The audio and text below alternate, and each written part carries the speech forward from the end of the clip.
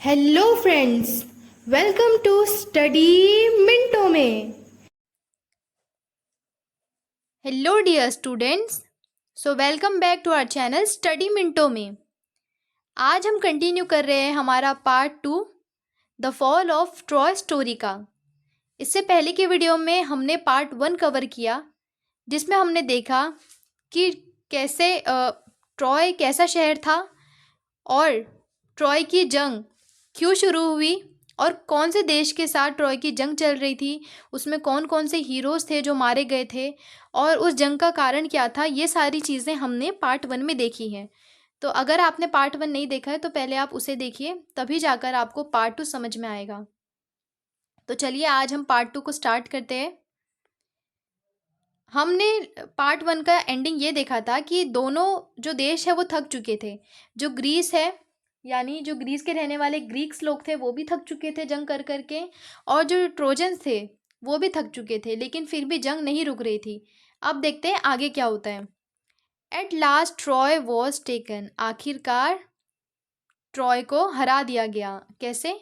Not by force, ताकत से नहीं, बट बाय अ ट्रिक, दिमाग से। एक ट्रिक लगाई गई, एक ट्रिक आजमाई गई ट्रॉय को हराने के लिए।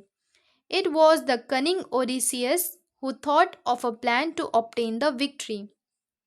यहाँ पर जो ओडिसियस नाम का शख्स है, ये ग्रीक्स में का है, यानी ये ग्रीस कंट्री से बिलोंग करता है।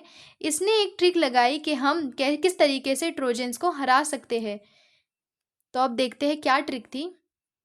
Let us build a great wooden horse, he said, big enough to hold men inside it, and let some of our best fighters hide in the horse.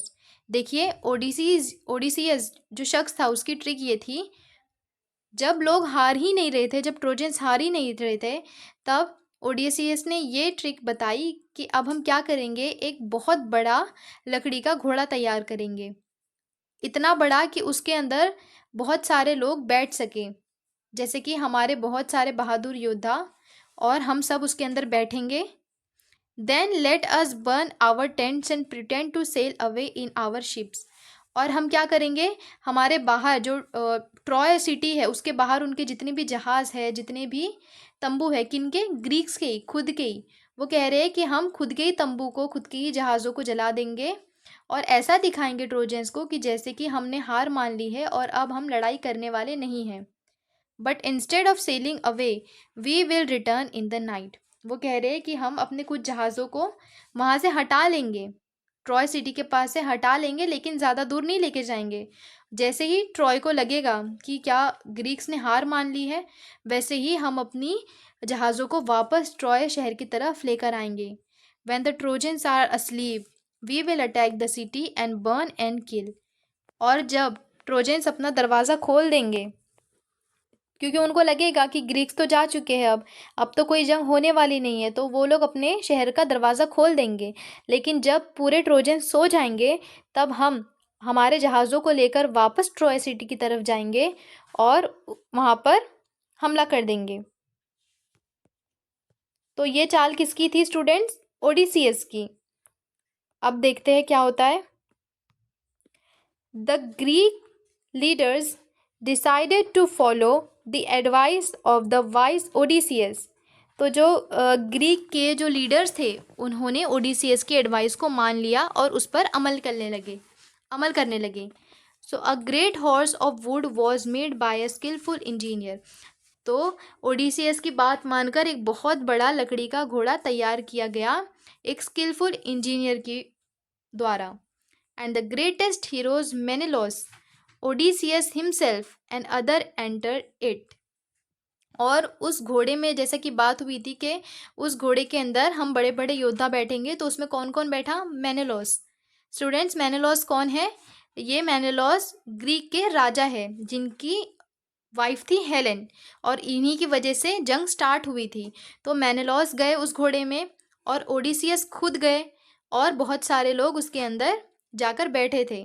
The last man to go in been the architect himself who knew the secret of opening and shutting the entrance. और सबसे आखिरी जो शख्स उस घोड़े में गया वो कौन था?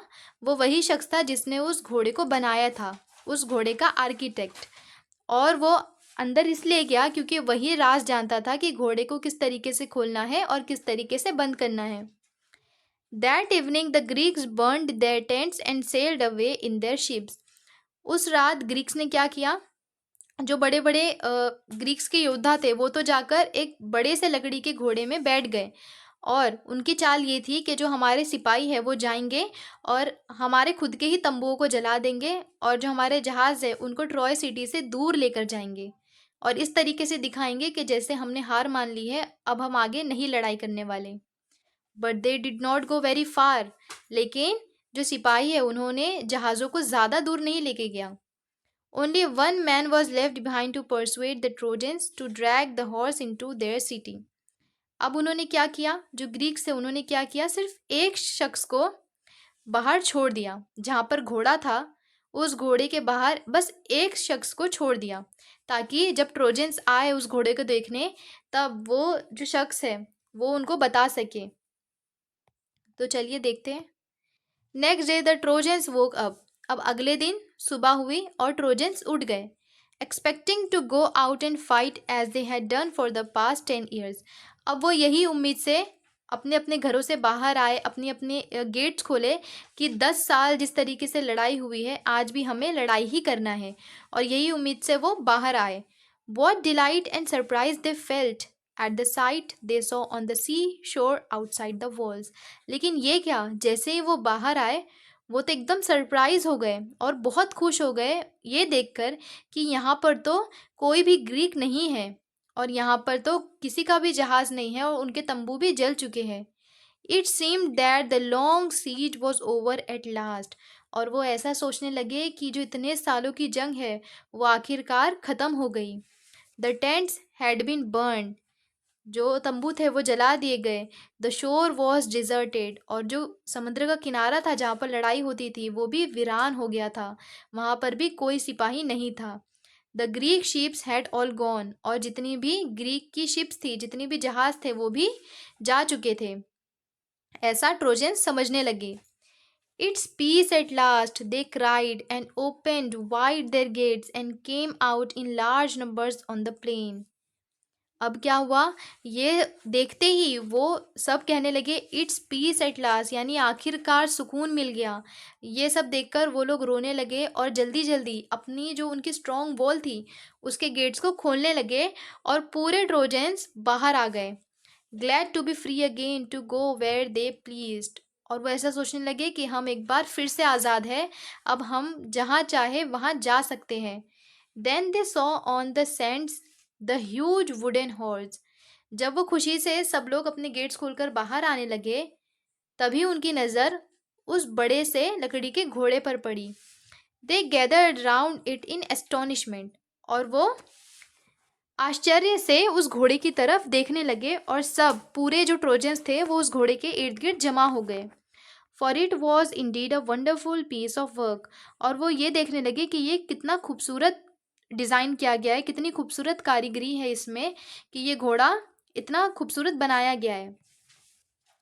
अब देखिए ट्रोजन्स के खिलाफ कितनी बड़ी साजिश हो रही है और उन्हें पता भी नहीं है। आगे देखते हैं।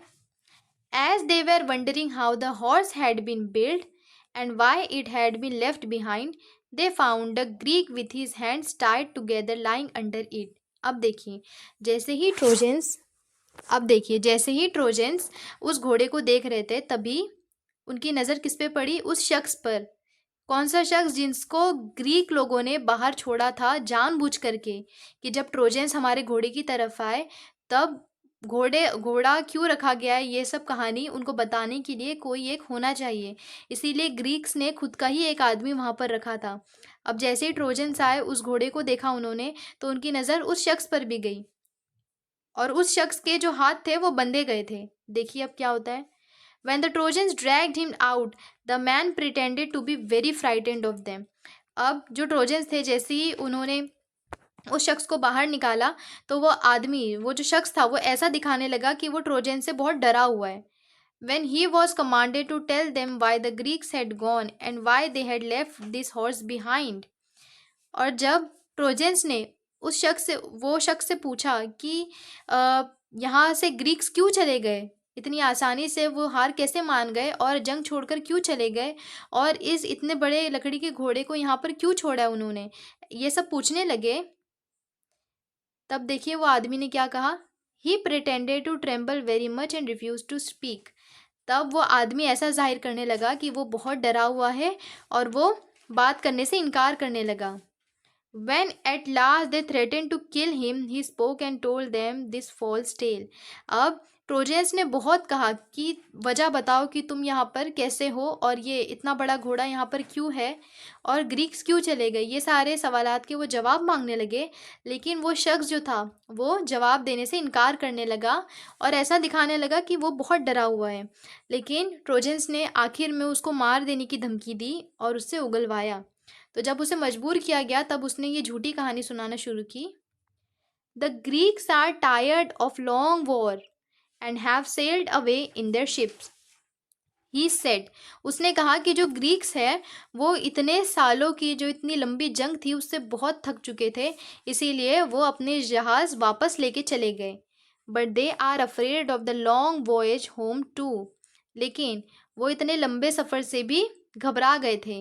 And so they have made this horse and left it as an offering to the god of the sea. They wanted also to kill me and offer me as a sacrifice to the sea god, but I escaped and hid from them. वो उसने ये झूठी कहानी सुनाई students. वो कहने लगा कि जो ग्रीक्स थे वो इतने सालों की इतनी शदीद जंग से बहुत थक चुके थे, इसीलिए उन्होंने ये फ़ैसला किया कि वो अपने जहाज़ों को अब अपने शहर वापस ले जाएंगे और यहाँ पर ही जंग रोक देंगे। लेकिन वो जब ये देखा उन्होंने कि जो हमारा रास्ते का सफ़र है, जो समुद्र का सफ़र है वो बहुत ज़्यादा तवील है, बहुत लंबा है, तो उन्होंने ये फ़ैसला किया कि अब हम एक लकड़ी का घोड़ा बनाएंगे और उसको जो समुद्र का खुदा है उसको ऑफ़र करेंगे। अगर हम उसे खुश कर देंगे तो हमारा जो समुद्र का सफ़र है वो आसान हो जाएगा और हम घर जल्दी पहुंच जाएंगे। तो इसीलिए उन्होंने इतना बड़ा लकड़ी का घोड़ा बनाया समुद्र के खुदा को भेंट देने के लिए, और इसीलिए वो मुझे भी मारना चाहते थे कि समुद्र का खुदा और ज़्यादा खुश हो जाए। लेकिन मैं उनके जो वो था मैं उनके चंगुल से निकल गया और मैं बच गया किसी तरीके से, और इसीलिए मैं यहाँ पर छुपा हुआ था। अब देखिए, but why did the Greeks make such a huge horse, some of the Trojans asked. उसकी ये कहानी सुनने के बाद कुछ ट्रोजन्स ने उससे ये पूछा, वो तो ठीक है लेकिन जो ग्रीक्स थे उन्होंने इतना बड़ा लकड़ी का घोड़ा क्यों बनवाया। And the cunning Greek made this reply. तो इसके जवाब में वो जो शख्स था उसने ये कहा, if they had made a smaller offering you might have taken it into your city, then the luck would have gone to the Trojans and not to the Greeks, that is why they made it too big to go inside your gates. अब वो जो शख्स था उसने ये reply किया कि trojans का सवाल क्या था। ट्रोजन्स का सवाल ये था कि उन्होंने इतना बड़ा घोड़ा क्यों बनवाया। तो वो जो शख्स था उसने ये कहा कि उन्होंने इतना बड़ा इसलिए बनवाया क्योंकि अगर वो छोटा बनाते, अगर वो छोटा लकड़ी का घोड़ा बनाते तो फिर वो तुम उसे अपने शहर में लेके चले जाते, क्योंकि तुम्हारे जो शहर की गेट है वो बहुत बड़े बड़े हैं। तो अगर हम थोड़ा छोटा घोड़ा बनाते तो ट्रोजन्स आते और उस घोड़े को अपने शहर में लेकर चले जाते। तो इसका जो हम कहेंगे जो इसका पुण्य है, जो इसका मेन मकसद था, तो वो तो पूरा ट्रोजन्स को मिल जाता, वो तो ग्रीक को नहीं मिलता। इसीलिए उन्होंने बड़ा घोड़ा बनाया ताकि तुम अपने शहर में उसको लेकर ना जा सको। The Trojans were delighted to hear this. तो ट्रोजन्स ये सुनकर बहुत खुश हो गए। The Greeks have gone they said. और वो ये सोचने लगे कि हाँ अच्छा हुआ कि जितने भी ग्रीक्स हैं वो यहाँ से चले गए। And the walls are no longer necessary, कि अब जो ग्रीक्स है वो तो चले गए और वो ये घोड़े को समुद्र के खुदा को भेंट देकर भी चले गए, तो अब वो दोबारा वापस आने वाले नहीं हैं। तो अब हमारी जो दीवारें हैं इसकी कोई भी ज़रूरत नहीं है। Let us make a hole in the wall and drag the horse in. तो अब क्या करना चाहिए, चलो हम अब दीवारों में छेद करते हैं ताकि ये घोड़ा हम अपने शहर में लेकर जा सके। ट्रोजन्स की स्टूडेंट्स ये सबसे बड़ी गलती होने वाली थी, क्योंकि जो भी चीज़ हो रही थी ये उनके खिलाफ साजिश थी, लेकिन उनको पता नहीं है। तो अब वो देखिए गलत कदम उठा रहे हैं। जो सबसे उनका इम्पोर्टेंट, जो उनका स्ट्रॉन्ग पॉइंट था, वो थी उनकी दीवार, जिसकी वजह से वो आज तक बचे थे। 10 साल की लड़ाई में ग्रीक्स उनको सिर्फ उनकी दीवार की वजह से ही नहीं हरा पाए थे, और आज वो लोग अपनी ही दीवारों को छेद करने के पीछे लग गए हैं, क्योंकि उनको ये यकीन है कि अब तो ग्रीक्स आएंगे ही नहीं, तो अब इन दीवारों का कुछ काम है ही नहीं। तो इसीलिए देखिए, वो उस दीवार को छेद करके वो घोड़ा अंदर लेकर जाने की कोशिश कर रहे हैं। Their wise priest warned them not to do so. It may be a trick that will ruin us, he said. You will bring disaster on the city if you break down the walls. अब देखिए, जो उस शहर का पुजारी था, तो जो ट्रॉय का पुजारी था, उसने उनके लोगों से कहा कि देखो, तुम ऐसा मत करो, क्योंकि ये एक साजिश भी हो सकती है, और ये एक साजिश की वजह से हम सब बर्बाद भी हो जाएंगे, क्योंकि ये दीवार तोड़ना ये हमारे शहर के लिए बिल्कुल भी अच्छा नहीं है, और हमारे शहर पर आफत भी आ सकती है। तो उनका जो पुजारी था, उसने ट्रोजन से ये सब काम करने के लिए मना किया। But they were so excited that they paid no attention to his words. लेकिन जो ट्रोजन्स थे, वो इतना पक्का यकीन कर चुके थे कि ग्रीक सब नहीं आएंगे, कि उन्होंने उनकी पुजारी की, उनकी प्रीस्ट की बातों को नहीं माना, और उन्हें जो करना था वो करते रहे। They broke down part of the strong wall in order to drag the horse in. अब उन्होंने क्या किया, अपनी दीवार को नीचे से तोड़ना शुरू किया, और उसका अच्छा खासा हिस्सा तोड़ दिया, जिससे कि वो जो इतना बड़ा घोड़ा है वो उनकी सिटी में अच्छे से दाखिल हो सके। अब आपको याद होगा स्टूडेंट्स, वो घोड़े के अंदर कौन कौन है, जितने भी ग्रीक्स के बहादुर योद्धा है वो सारे उसके अंदर मौजूद है। अब जैसे ही वो घोड़ा वो लोग अंदर लेकर जाएंगे, वहाँ पर जंग शुरू हो जाएगी। All that day the Trojans feasted and drank and celebrated.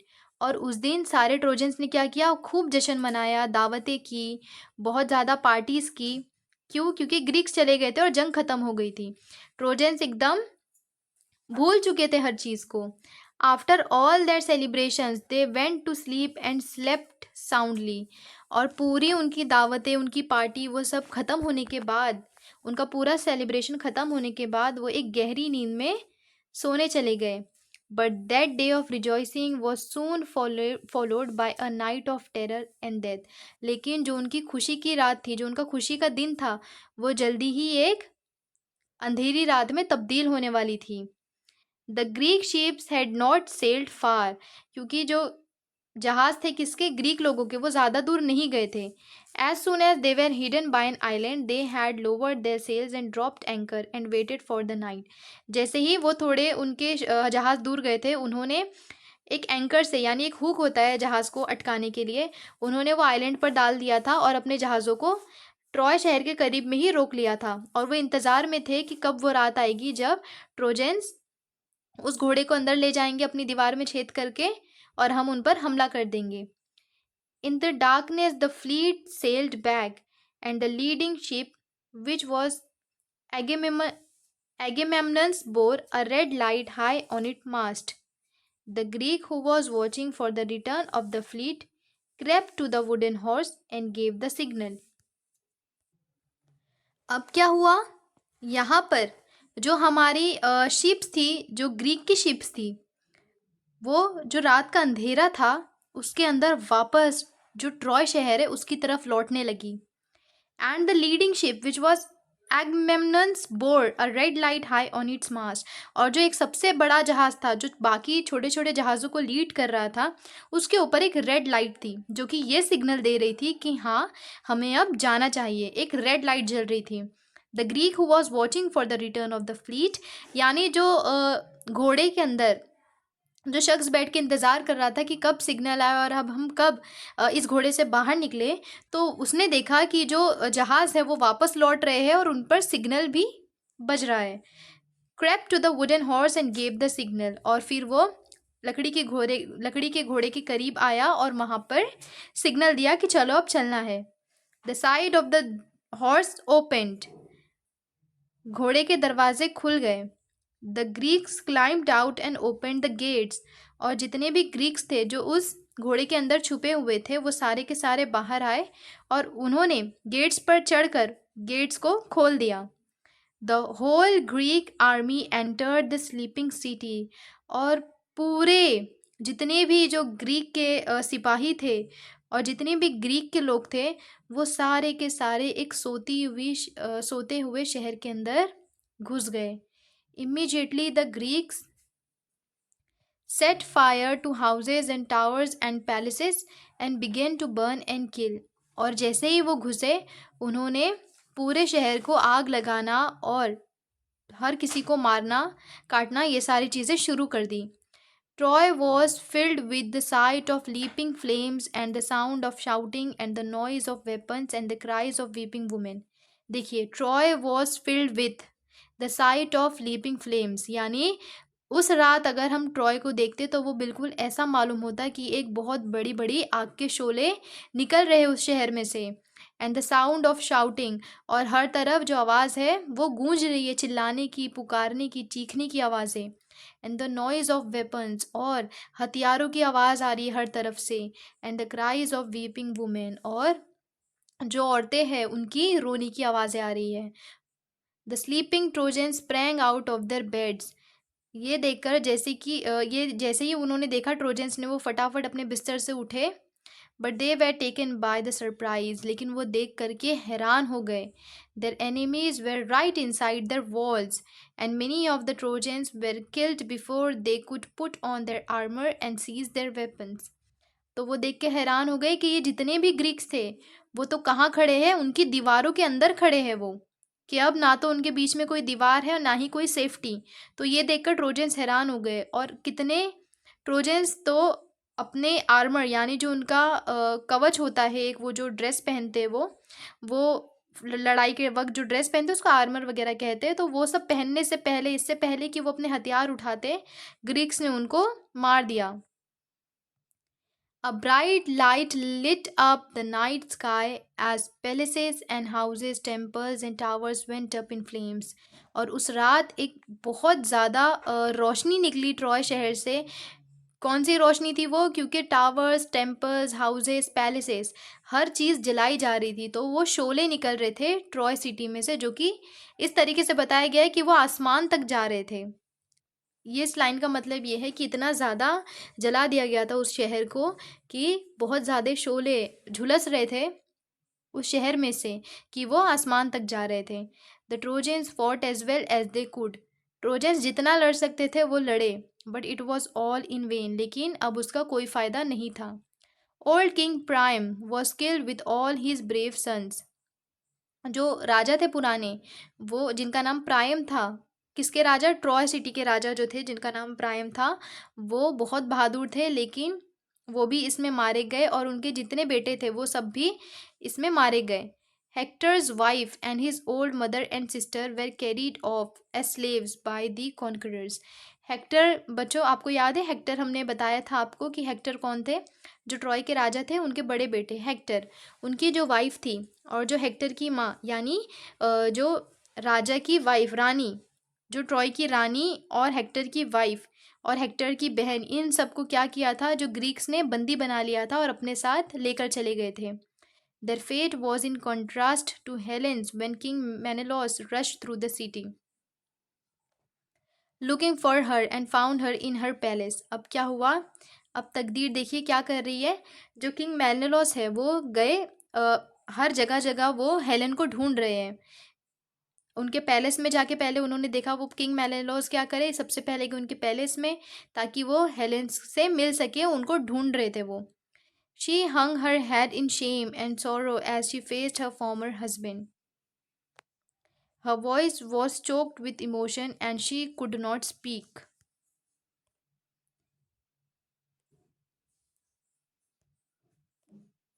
जैसे ही मेनेलोस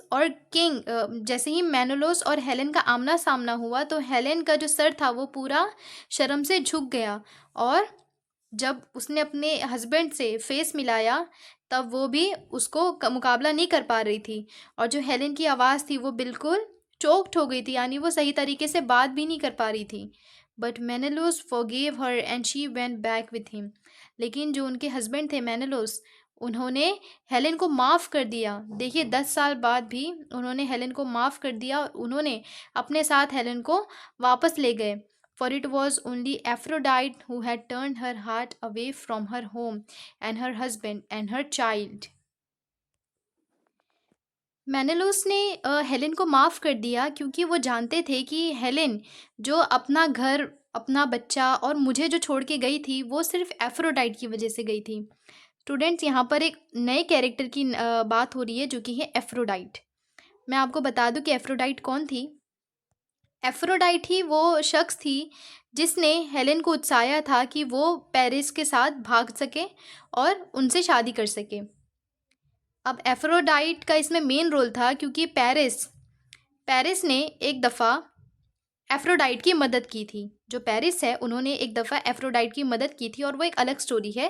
लेकिन मैं आपको शॉर्ट में बता दूँ कि पेरिस ने एक बार एफ्रोडाइट की मदद की थी, जिसके बदले एफ्रोडाइट ने कहा था कि पेरिस, अगर तुम मेरी ये मदद कर दोगे तो मैं पूरी दुनिया की जो सबसे खूबसूरत लड़की होगी उसको लाके तुम्हारे कदमों में डाल दूँगी। तब पेरिस ने इस शर्त पर एफ्रोडाइट की मदद की थी। अब जो एफ्रोडाइट थी, वो जानती थी कि दुनिया की सबसे खूबसूरत औरत कौन है और वो थी हेलेन। तो एफ्रोडाइट को पेरिस का वादा पूरा करना था, इसीलिए एफ्रोडाइट ने हेलेन को पेरिस से मिलवाया और उसे उत्साया कि वो अपने हस्बैंड को छोड़ दे, अपने बच्चों को छोड़ दे और जाकर पेरिस के साथ नई लाइफ शुरू करे। तो मेनेलोस को ये बात पता थी, इसीलिए उन्होंने हेलेन को माफ़ कर दिया क्योंकि वो जानते थे कि इसमें सारी गलती है वो किसकी है? एफ्रोडाइट की है। तो इसमें हेलेन की कोई गलती नहीं है और इसीलिए उन्होंने 10 साल की जंग के बावजूद भी हेलेन को माफ़ कर दिया और अपने साथ अपनी सिटी वापस लेकर चले गए। When morning came, nothing was left of the proud, rich city that had resisted attack for 10 years. और जब दूसरी सुबह हुई तो कुछ भी चीज़ वहाँ पर बची नहीं थी जिस पर हम फ़ख्र कर सके। ट्रॉय पूरा का पूरा नष्ट हो चुका था। इसी वजह से जो लेसन का नाम है वो लिखा गया है the fall of Troy. The fall of Troy यानी पूरे ट्रॉय का नष्ट होना। जो 10 साल से वो बचे थे इस अंजाम से, 10 साल तक वो लड़ते रहे, ना तो कभी उन पर इस तरीके का हमला हुआ, ना तो कभी उनकी जानें गईं। लेकिन जो उनकी सबसे बड़ी गलती थी वो थी उनकी ये भूल कि उन्होंने भरोसा कर लिया कि ग्रीक्स चले गए हैं, जबकि वो ये सोच भी नहीं रहे थे कि यहाँ पर कोई साजिश हो रही है।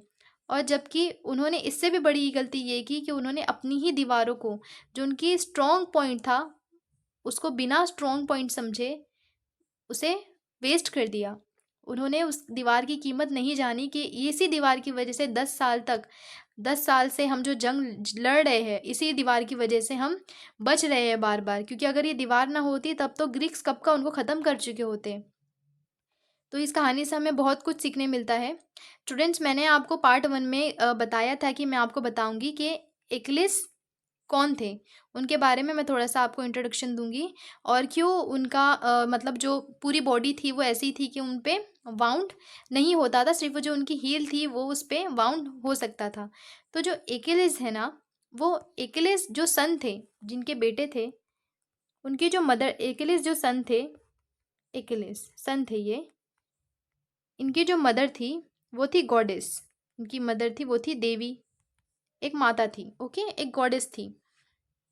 तो उनकी मदर ने क्या किया, उनकी मदर ने एक्लिस को एक दिन एक रिवर के पास लेके गए और एक वो मैजिकल रिवर थी और उन्होंने एक्लिस की फीट पकड़ी। ठीक है, एक्लिस को उल्टा किया जब वो बहुत छोटे थे, उनकी फीट पकड़ी और उनको उस नदी में डुबोकर निकाला।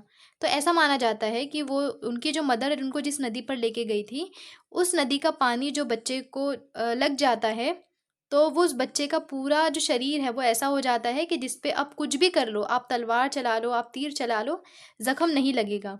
तो एकिलीस की जो मदर थी, उन्होंने उस नदी पर लेकर जाकर एकिलीस के साथ कुछ इस तरीके का किया था कि एकिलीस की पूरी बॉडी पर वो पानी बहा था, लेकिन चूँकि जो उनकी मदर का जो हाथ था वो एकिलीस की फीट पर था, इसीलिए जो नदी का पानी था वो उनकी फीट पर अच्छी तरीके से नहीं पहुँच पाया था। इसी वजह से जो एकिलीस की फीट थी, सिर्फ़ उस पर ही पानी का असर ना होने की वजह से वो वाउंडेड हो सकती थी, यानी उस पर ज़ख्म लग सकता था, उस पर चोट लग सकती थी। बाकी जो पूरा शरीर है, उस पर चाहे आप कुछ भी कर लो, चोट नहीं लगती थी। और जो फॉल ऑफ ट्रॉय और ग्रीस की जो जंग थी, इसमें एकिलीस के जो पैर की जो फीट है उसी पर पॉइजन एरो लग चुका था। इसी वजह से उनकी डेथ हो गई थी। तो मैंने आपसे पार्ट 1 में कहा था कि मैं आपको बताऊँगी और उसी तरीके से मैंने आपको बताया है। तो अगर आपको हमारा एक्सप्लेनेशन अच्छा लगा हो तो आप हमारी वीडियो को लाइक कीजिए, शेयर कीजिए और ज़्यादा से ज़्यादा सब्सक्राइब कीजिए। अगर आपको अपनी रीडिंग स्पीड बढ़ानी है तो हमारे चैनल पर इम्प्रूव रीडिंग स्किल्स भी अवेलेबल है। आप चैनल पर जाके प्लेलिस्ट भी देख सकते हैं। इम्प्रूव रीडिंग स्किल से आपकी इंग्लिश इम्प्रूव होगी। आपको वर्ड्स का करेक्ट प्रोनाउंसिएशन सुनने को मिलेगा। Thanks for watching.